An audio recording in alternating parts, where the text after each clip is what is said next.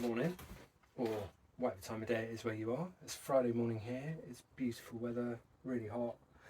It's September, so it's a bit worrying, but make the most of it. Hopefully you guys are gonna be making the most of it as well, riding, yeah, just getting out, doing stuff, stay hydrated.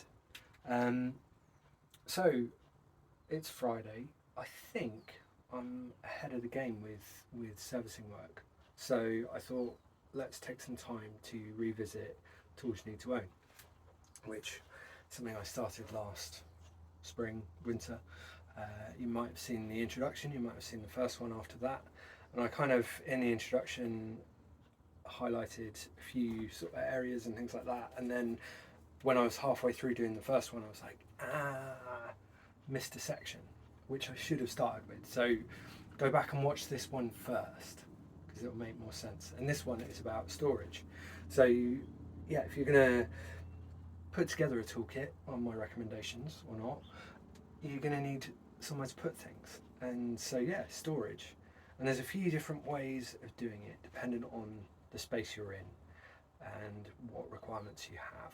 So I thought I'll talk through them, give you an idea of what I've done in the past and what works in my environment as a kind of pro shop setup as I've got here in a small space, and then yeah, cover a few different areas. So I think what I've done is break it down to tools on the wall, and then tools in boxes, and there's pros and cons for each. I'm not saying I've got the perfect solution, but yeah, hopefully with a bit of insight from me, you can make some informed judgments or decisions on what you end up buying and where you keep things. So let's start talking through a few bits and we'll go from there. Brought the camera closer now so you can see the workbench where I spend most of my time, and this is the clear division between not so much a pro and an amateur, but someone who's fortunate, I guess, to have the space to be able to just have a bike area, a bike fixing area. And it's a real kind of, it's a must if you can carve out that space, if you can clear something just to have a little patch to work on, to lay things out. I'm sure you've seen on videos and posts and stuff that if you're taking something apart, do it in sequence, lay it all out so you don't balls up putting it back together. And a bench allows you to do that. It allows you to have somewhere to balance things and put things when you're not taking them from the wall and then putting them straight back. And it's not the floor, it's not the top of your toolbox, it's not the grass in your lawn, it's a dedicated spot. And this bench, from a kind of an example of cost saving, is made up from all of the old timber that made up the carcasses of the counters from my shop. I had to close my shop and I ripped out all of the fixtures and fittings, all of the timber, all of the screws, all of the boards, all the benches, everything. It all came out and I just had this pile of scrap in our garden. And so from that, what I did was just laid these all out, fitted them all together into the depth and the width that I wanted, and then glued it and clamped it, ran a few screws through, and then once that was done, planed it all flat. And in terms of cost, it was it's a big bottle of glue, and everything else was just already here. And then it was time. It was probably like 2 days work start to finish, but it stood up really well. That was 4 years ago, and you can see that it's picked up this really nice patina of oil and nicks and divots and cuts and things like that. But that adds to the appeal, it adds to the aesthetic that I like, and it looks lived in. I don't have to be too precious about it, and as I said, it hasn't cost loads of money. And from there I went on to needing a tiny bit more space, so I added this little section of worktop here, which is offcuts of beach worktop left over from when we fitted our kitchen in our house. And then all I've done with this is just biscuit jointed this together. It's come apart a bit. It's a bit annoying, but it does the job. it works well.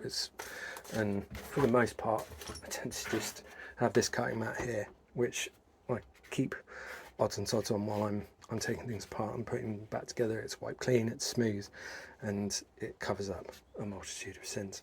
So that's that section. And then from there, I went on and did the suspension area, which we talked about in one of my first videos, I think. And then this uses an old bit of, again, kitchen worktop that's got a Formica top to it, and then it's just chipboard underneath. It's not as strong as the beech worktop or the pine that I've done there, but it's smooth, it's flat, it's wiped clean. So for more precise, cleaner working, that works really well. And again, it's just an offcut. So that's the rough layout of my workspace. And then above that, I've got all my tools. And I kind of, it's tricky of where to go from here and what to talk to you about next. I've got so many things fizzing around. But I think let's maybe look at the genesis of how I ended up with this working environment. And yeah, that started with working in shops where they had what's kind of largely termed as shadow boards. I'm going to demonstrate that for you now. So the interesting thing about bike shops is that they are one of the only mechanical engineering environments where you have a bank of tools that the business owns that you use. Most most mechanical industries will have a requirement for the mechanic to bring their own tools, and they're responsible for those tools, so they need to be kept secure and out of the way for anyone else who's using that space. So with bike shops where the business owns the tools, they can sit there and be used by everyone. And for a workspace where you've got a lot of people working together, shadow boards come about just from a kind of efficiency point of view. So the concept of a shadow board, if you haven't come across them before, is using pegs, screws, nails, whatever, to hang things onto the wall. And then once you've got them hung on the wall, you just draw or paint around them thus.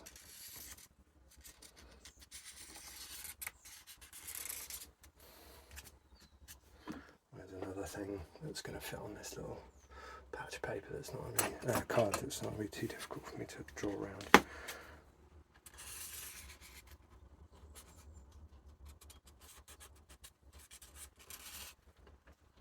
I think it must be from some sort of old efficiency study into sort of manual work. And what it means is when you take a tool off the wall to use, you know where it goes back. So if you've got, again, loads of people using the space, and I've found this before, if you don't have a shadow board, people just put shit back in the wrong place. And it's usually the guy that doesn't work that often, the part-timer, or the guy that sits in the shop selling the bikes, just comes in to borrow a tool and then just chucks it back on the wall. And yes, they've tidied up, and that's admirable. Not everyone does, but put it right back in the damn right place. So shadow boards, for you at home, it's a nice way of laying things out, and you can be quite creative. You know, I've seen where people have painted in around the tools so you get some different colours, and you can be creative around it. Maybe you could lay out, do loads of stickers and then just cut away where the tools are. You could spray it, you could over paint it, you could do loads of stuff. But the genesis from there is that when you've been working in that space for a long time, you can get a shot of that and just have those on the wall. Because it's you, one other person using the space. You both know where shit goes, and if you get it wrong, the other one's going to bring you up on it, and that loses this aesthetic, which, you know, it does point out when those things are empty how much mess there is in somewhere else in the shop. So yeah, that's the shadow board. And then from there, like, yeah, we go, let's have a look at my alignment gauges, headset press and hanger there, the radiator hanger tool. Those are just up on the wall. I know where they go. I put them back when I've used them. Happy days. So the only problem with this is that I've got these screws in the wall. I've got tool clips in the wall. If I get a new tool, and you can you see that? Yeah, you can see there's some old screw holes there. You end up just having a pincushion of wall where the tools were, and then yeah, it just kind of ends up just getting messier and messier, and the surface you're fixing things to just gets more and more damaged. So there's two ways you can go from there. You could use pegboards. There are metal ones you can get, and they usually have my camera's gone on my piss, isn't it? There's metal ones that have tool racks and pegs and fittings in them, or wooden ones as well, and they work really well because you can just move things around. The holes are already there, so you can just switch things out as you want to. But what I found with metal pegboard is that a lot of the time you'll pick up a tool and it will take the rack or the hook with it, which means that everything just falls on the floor. It's just a faff. So you can then do what I've done here, which again is an investment to the space that you're working in. It's going to be a permanent feature, is to go for this system called French cleats. I'm sure it's called French cleats, but please correct me if I'm wrong. And what that consists of are a system of rails, and these apply, and they've got a 45-degree bevel in the back of them. And then any tool racks you make, like this one, which is one of the first ones I made, use interlocking 45-degree bevel that hooks into there. And actually I believe they use this for hanging really heavy pictures instead of hooks, so it spreads the load. And it's a really strong fitting. You're relying on the weight of the tools to hold it in place.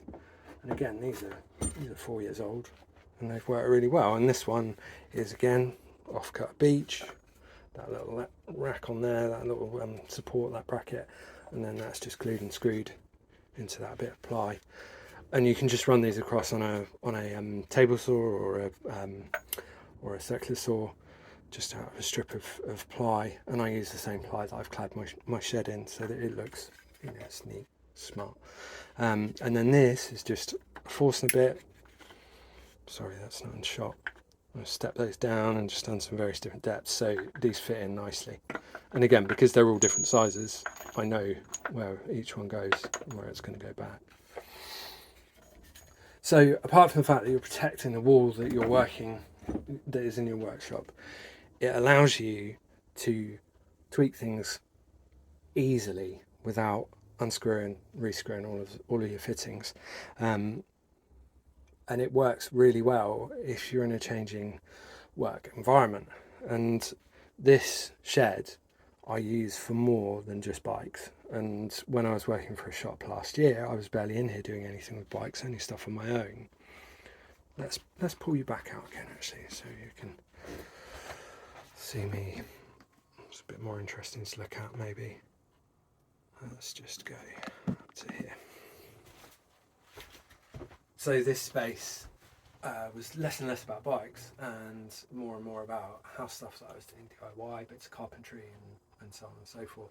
So I could move all of these out of the way, and then I've got other racks that I've got my carpentry tools on that could go in place of those. Ooh, getting hot. So it allows you to adapt the space as you're using it.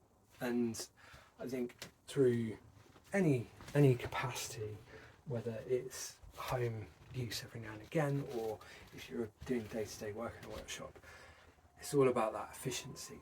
And I've laid this out at the moment for the things that I use the most in my little area. As I explained, this is my area where I usually end up finding myself working. So my tools that I use the most are in this section, and then in terms of their average use, it all comes out from there. So I find that I'm using Allen keys, hex keys on nearly every single job. So they're front and centre. Then I use my ratchets and sockets, and then I use my pliers and my cutters, and my bottom bracket things, screwdrivers, and it just radiates. That's it. Radiates. That's the word. It radiates out from there. So the lesser used things, my files and my hacksaws are all up here in this corner. And yeah, you can see that. Files, hacksaws up there, cone wrenches, which I do use, but not that often. So you can just tweak that space. And if you're, the seconds over a job that are spent reaching for something that's further away, if I put my Allen keys up where the files are up here, it's just not efficient. It's not time efficient. It's not energy efficient. So with the cleat system or with pegboard, it allows you to adjust things as and when you need to, as opposed to just being like, well, I've spent ages screwing all of these hooks into the wall and laying this all out, but actually it doesn't work. But sort of, I'll just leave it as it is, because time, isn't it? And also, if you've drawn around everything, you've got to paint over it and then do it again. Like, it's personal preference, but also does hinge on efficiency, which, I mean, I don't talk efficiently, but I try and work efficiently, and I really feel like this helps.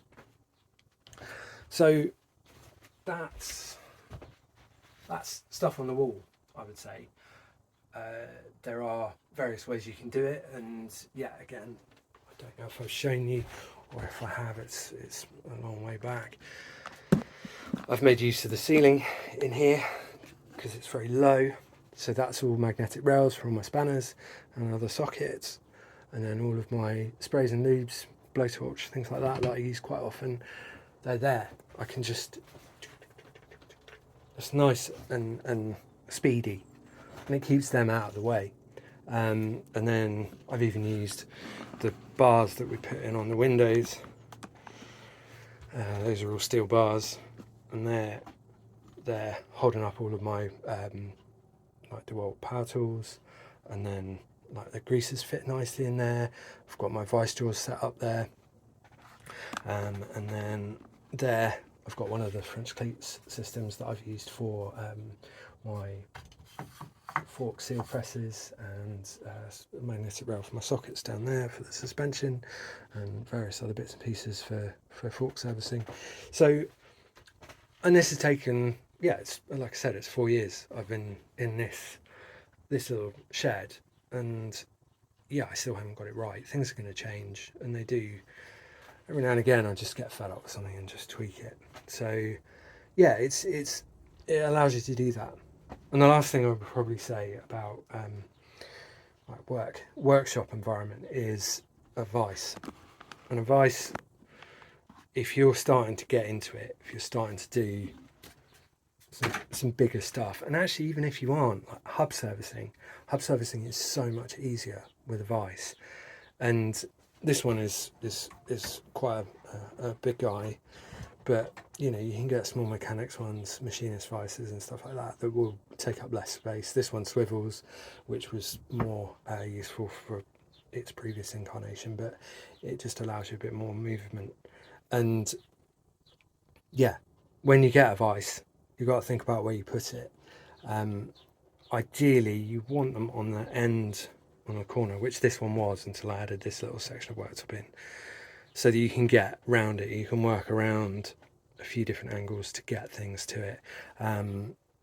Sometimes you'll have to stick a frame into a vice for whatever reason, whether there's a stuck bottom bracket or a seat post or something like that, and you want to be able to get around it as much as possible. If I put it in the corner here, I'm reducing the angles that I can get to it, and it becomes less usable. So your vice, because you've got to fix it through a bench, then you do need to have a bit more of a long-term plan with that, or you'll end up like I've done over in the far corner here, where I had the vise before, and I've got holes that need filling in the worktop where I've bolted it through. And then the other thing to consider is where you site it with terms to your framework of your bench. So this is really close to the big supporting leg here, so it keeps everything strong. And then I've added an extra section of timber under here to reinforce it further. Ideally, you want to drill the hole through solid wood as opposed to sort of composite worktop, because you'll find if you're really heaving on a vise, it will shift. And with this composite stuff, the holes that you've drilled into it will end up widening out and the vise won't stay still. And I've found this in a lot of workshops where they've used composite worktop, and it just twists and the vise is just loose. And when you want to try and brace on the vise, and I'm doing this because sometimes you use a vise to get a freewheel off or a cassette off, you want that first initial heave that you put into it to go into that point that you're trying to loosen, not in twisting the vise in where it's situated. So it's not the be all and end all, but it is a really handy thing to have, and I do use it a fair deal for holding things. And I can't service suspension without a vise. You need that. That's the kind of starting point. And even for things like cutting down mudguard stays or making little brackets, drilling into things, they're handy. If you're just going to change your stem or tubeless to your tyres, it's probably not for you. But if you're taking hubs apart and doing more like fabricating jobs and things like that, then this is something you should get. This one's an Irwin. Does what it says. It's probably about just under 100 quid, and it's done the job. I think my business, me and Lewis, my mechanic that worked for me for a long time, I think between us we've broke 3 vices of various different qualities and sizes. So it does happen, and it's always a bit of a shock, especially when you have to try and catch the broken bit before it crushes your foot. So that's workshop life, shall we say, workshop setup. So the next thing we're going to have a look at is toolboxes. So I'm just going to set up a few bits, and we'll go from there. Okay, so I'm going to use some printed examples for this because I don't have all of these things at my disposal. So what better illustration than Snap-on, the big red guys. So toolboxes, I think most of us are going to think of that like traditional concertina open affair, and they work really well. They're super solid, they're not going to break, unlike a plastic one. But I mean, they work well if you're not if you're a nomad in your bike mechanicking, if you do a bit in the kitchen, if you do a bit on the drive, if you go around a mate's house, if you're in a shared house, if you're in you rent a garage with people. This is handy to be able to carry things around. And then from there you go on to what we all envisage with Snap-on, I think, of the tool chests, the big ones, the cabinets, like the various different units that you can get. God, look at that, that's mad. And they're favoured by mechanics, as I said before, in environments where you're expected to have your own tools. You want to keep them safe, you don't want them to get stolen, you don't want them to get broken or lost. So these usually will lock, and they'll keep things secure, but they come at a price. I mean, the Snap-on ones are ungodly expensive. There's various other options. I hear good things about the Halfords ones. I've used machine mark ones, which I'm going to show you now. And for me, tool chests, they don't work so well because if I see something, I know it's there. If it's hidden away in a drawer, it just goes missing. My mind forgets it exists. And I think, again, this example here, Can we do this in one shot? Yeah, I think we can. So this is a machine mark, like their stuff is called Clark, I think. This has got ball bearing runners, nice and smooth. There's a little lock in there, and then it's solid steel construction. Yeah, for a confined space, this holds a lot of stuff. And what I tend to use this for are the things that are delicate or I don't tend to use so much, so they don't need to be on the wall. I can run you through what's in these drawers. So this one is a bit of a catch-all. I've mainly got sharpening stuff in here for like my carpentry stuff, and there's some other odds and sods. And it's that thing where actually I don't look in here that often, so there's things that I don't even know I had. And they come in different sizes as well, different size drawers. That's all drill bits. And then we've got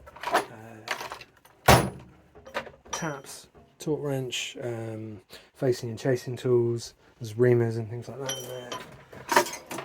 Bottom bracket tools, because you never have enough bottom bracket tools. What have we got in here? We've got a Sea Bear, remember those, ceramic bottom brackets. A Hope one, I've modified because that's really hurt to wrench up on. Tread, loose ball bearing, some Bosch ones, Bosch chainring tools, hook wrench, fixies and stuff like that. There's stuff there. And then mineral oil, bleed kits, Magura, Shimano, dot fluid bleed kits, and this is all kind of hodgepodge. There's some Elvida stuff in there. There's a Hope one, SRAM, headset, crown race tools, rocket tool for removing headset cups, around a bit of very old wet and dry. Yeah, surplus sockets again, and then this one is seal bearing tools. So prizes for guessing what's in here. DC Swiss bearing tools. Hope hub service kits, bottom bracket stuff, and then that little box on the end there, that's all Campy bearing removal tools for their cranks, and a load of other stuff in there, DMR pedal tool, service tool. So again, if you've seen in videos and stuff, people, I wonder if there's any, yeah, there you go, that's again. Well, you can do the foam cutouts, you can do the plastic trays, keeps everything tidy, looks neat. It's not how I work. I'm scatty. It doesn't work for me like that. Those drawers are roughly organised. I know what's in them, but time and effort and space to cut out all of the foam inserts to get all of those laid out. Yeah, it's some of this is vanity and some of it isn't, and I prefer having the vanity of this nice little setup on the wall. I keep coming back to than I do yeah, having stuff in a tool chest. So that's personal preference, and it's also governed by space. If you've got a load of tools but you don't have a wall to put them on, like a garage, if you're in a garage and you don't have that luxury of wall space, then a tool chest works really well. It's a good investment as well. It will keep everything safe and secure, and it's going to last a long time. Even that one, which is a cheap one, I've barely used to its full extent, and it's 9 years old, and I mean it's dirty, but other than that, it's absolutely fine. So yeah, that's the next part, I would say, like toolboxes, tool chests. They work really well for like I say, nomadic work where you're here, there and everywhere, and yeah, it keeps everything in a confined space. I've got a little toolbox inside that I keep all of in our house, that I keep all of my DIY stuff in, so I don't have to keep coming into the shed to get things, and it also keeps it safe from wandering inquisitive little hands, which we have 2 pairs of in our house, and yeah, they know they're not allowed in here. They can't come over the threshold without shoes on, and they can't come in here without an adult. But my toolbox in the house, that's fair game. So keeping something keeping tools that are dangerous, expensive, fragile in a safe spot is never a bad thing. So that's the traditional tool chest and toolbox section. And the last thing I want to look at is modular toolboxes. So I'm going to set up another shot and we'll see that as well. So the more contemporary to the metal toolbox and tool chest system are these modular boxes, crates and various other things that I guess more general building tool manufacturers have developed. So this one is the DeWalt one, this is the Tough system, and they also do T-Stack, which is the slightly cheaper version. And the whole concept of these is that they stack up together and they become secure and solid, and they interlock so you can mix and match. So you can have your power tools in one box, you can have your parts and fixings and things in another one, you can have your hand tools in one, and this one, again, I differentiate between my house general purpose building and DIY tools and my bike stuff. So this one, this tackle box here, this storage box, this is for all of my plumbing bits and pieces.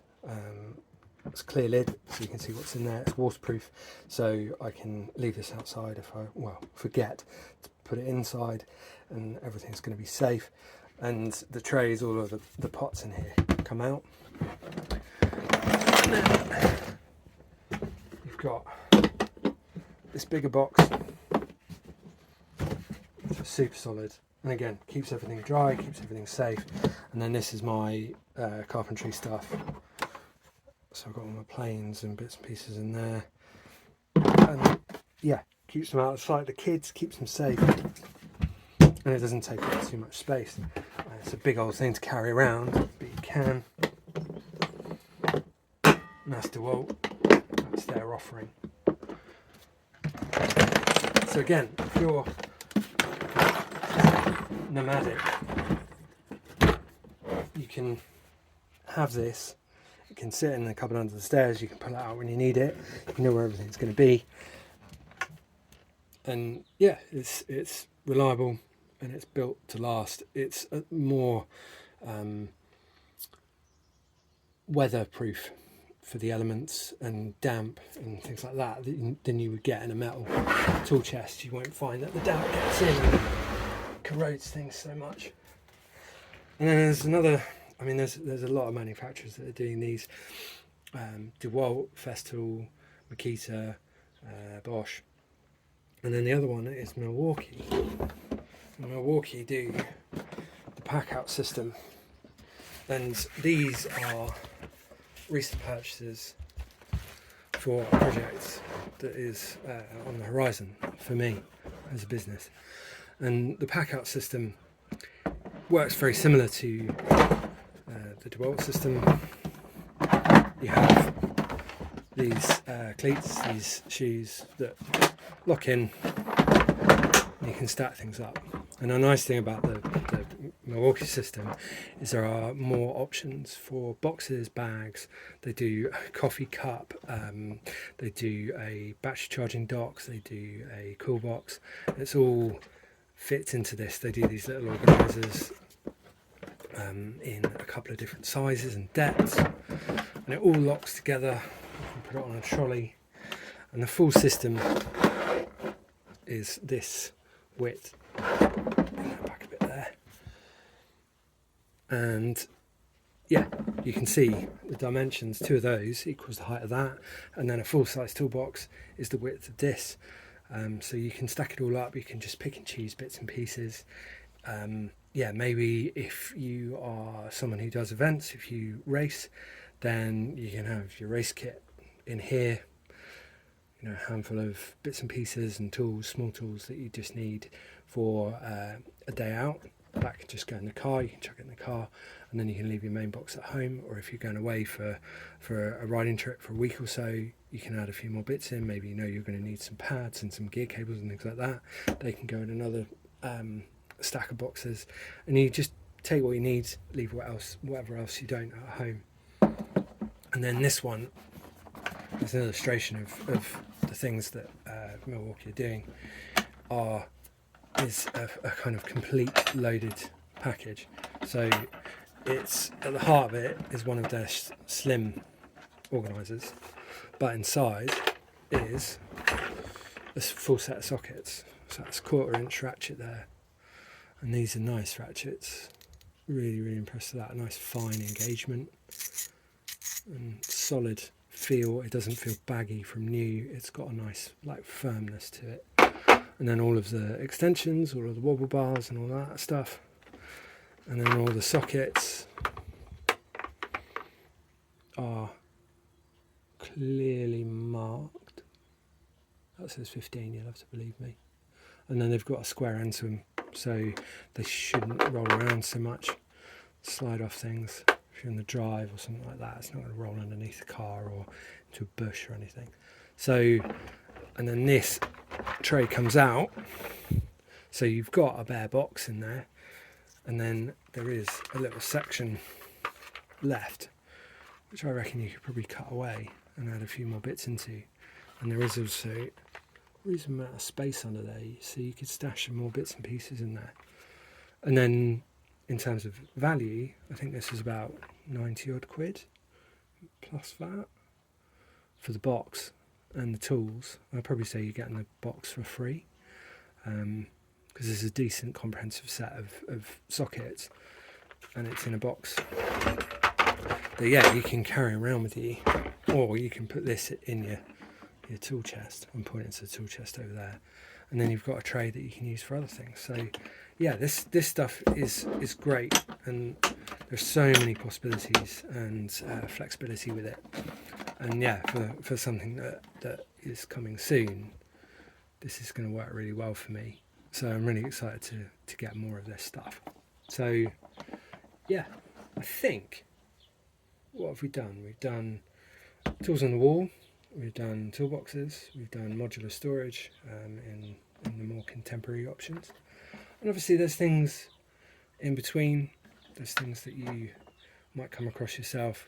I haven't really gone into the like pro mechanic, mobile like race mechanic setups with pelly cases, where everything again is cut with foam.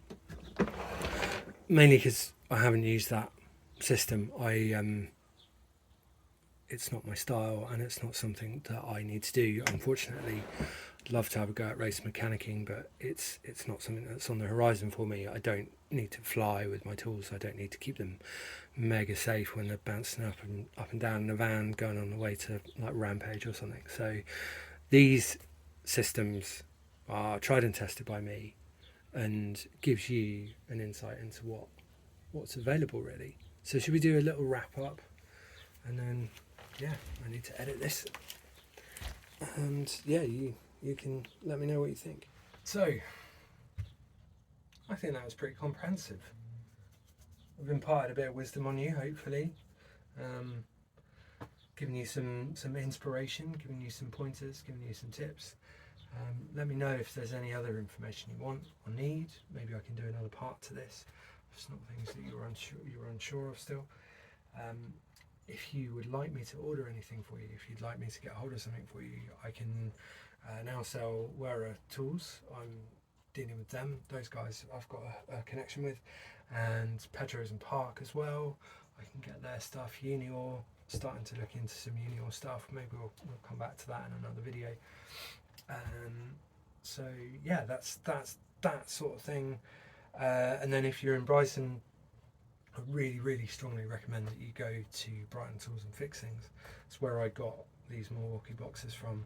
They're just down the road from me, and they're one of the biggest Milwaukee dealers in the country, I believe. They have so much stuff, and it's a really nice, cool shop to look around. I'm not a builder by trade, and I find it fascinating just going in there and just looking at the things and being like, I wonder what that is, I wonder what that is. Oh, I've never seen one of those. And it's chill. Like, the guys in there are super relaxed, really informative, really helpful. Pricing is very good, and they're an independent company, so share the love with them. they're really worth getting in touch with. And yeah, there's many things that they do that might help you out, not just with bikes. So I think that's it. Let's do another one of these soon. I think maybe as we creep into autumn, it's going to get quieter. So hopefully I'll get some more time to do these tools you need to own videos. So let's see you for the next one.